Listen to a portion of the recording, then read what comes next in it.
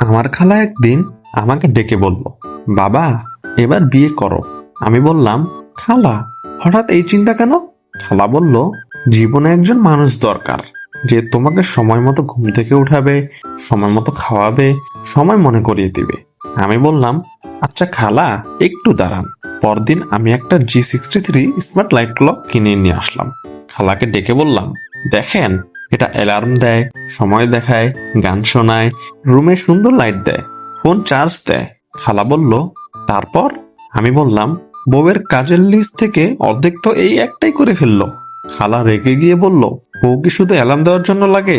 আমি বললাম, না, কিন্তু G63 অন্তত রাগ করে বাবার বাড়ি চলে যায় না। খালা চুপ। আমি ভাবলাম যুদ্ধে জিতে গেছি।